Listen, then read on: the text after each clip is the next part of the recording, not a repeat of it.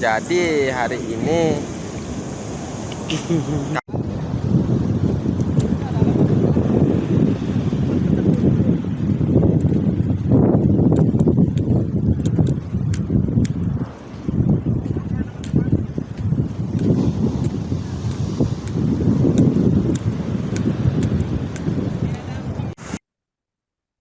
Wahana Lingkungan Hidup Indonesia atau WALHI Nusa Tenggara Barat bersama sejumlah elemen gerakan lingkungan menggelar kampanye penyelamatan lingkungan hidup pada Jumat 30 Januari. Kampanye ini digelar di lokasi izin usaha pertambangan pasir besi PT Anugrah Mitra Graha. Pemirsa, kami telah terhubung dengan jurnalis Tribun Lombok, rekan Rosi Anwar. Silakan laporan Anda. Ya, terima kasih rekan Nurma dan Tribuners dimanapun berada. Kami akan melaporkan Baca. Wahana Lingkungan Hidup Virtual di Nusa Tenggara Barat melakukan kampanye terbuka di ex tambang galian C yang berada di Desa Pogading Timur, Kecamatan Penjabaya, Kabupaten Lombok Timur, Nusa Tenggara Barat. Dalam aksi kampanyenya ini digelar di lokasi izin usaha pertambangan pasir besi PT Anugrah Mitra Graha atau PT AMG. Kampanye ini menjadi respon atas sekian masifnya degradasi lingkungan akibat alih fungsi lahan yang dinilai tidak terkendali dan berpihak pada kepentingan industri ekstraktif serta investasi rakus lahan.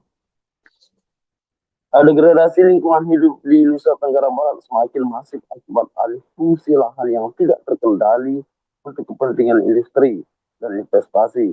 Dalam aksi yang melibatkan gempar di Universitas Gunung Rinjani, 32 lembaga anggota NTB serta para pegiat lingkungan tersebut, WALHI menegaskan bahwa kerusakan lingkungan di NTB kini berada pada titik mengkhawatirkan. Kondisi ini diperparah oleh dampak krisis iklim yang semakin nyata. Sementara NTB sebagai wilayah kepulauan tergolong sangat rentan terhadap bencana ekologis. Berdasarkan catatan WALHI Nusa Tenggara Barat, sepanjang beberapa tahun terakhir telah terjadi sedikitnya 518 kejadian bencana ekologi di Pulau Lombok dan Pulau Sumbawa. Amri yang merupakan Direktur WALHI NTB mengatakan NTB sebagai wilayah kepulauan sangat rentan terhadap dampak krisis iklim dan hingga saat ini ia dan para anggota mencatat sedikit 518 kejadian bencana ekologi di Pulau Lombok maupun di Pulau Sumbawa.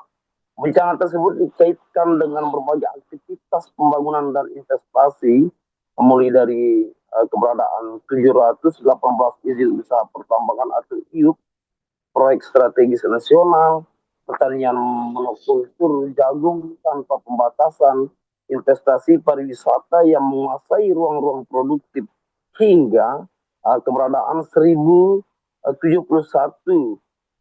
tambak udang yang ada di pesisir pantai di Nusa Tenggara Barat ini.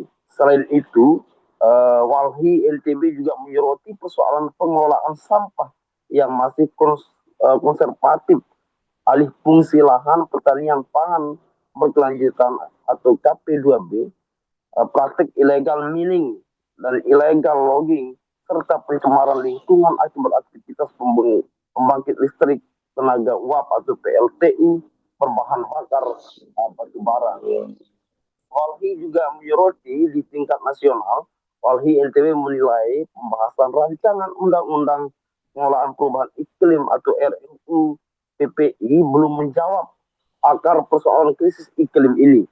RUU tersebut dinilai belum mengakui perubahan iklim sebagai krisis yang melahirkan ketidakadilan struktural, tidak berorientasi pada penurunan emisi secara drastis, serta belum mendorong pertanggungjawaban korporasi penghasilan emisi besar. Selain itu, Walhi juga menyinggung RUU PPI dinilai masih bisa daratan dan mengabaikan wilayah pesisir serta pulau-pulau kecil, termasuk hak publik atas informasi dan partisipasi yang bermakna. Di tingkat daerah, Walhi NTB juga menyoroti adanya kontradiksi antara regulasi dan praktik pembangunan. Meski NTB telah memiliki peraturan gubernur nomor 54 tahun 2019 tentang rencana aksi daerah adaptasi perubahan iklim, arah pembangunan daerah dinilai masih bertumpu pada pertambangan dan investasi berbasis eksploitasi sumber daya alam sebagai sumber pendapatan daerah. Begitu laporan kami dari Kabupaten Lombok Timur, kami kembalikan ke studio. Baik, terima kasih rekan Rozi dan selamat bertugas kembali.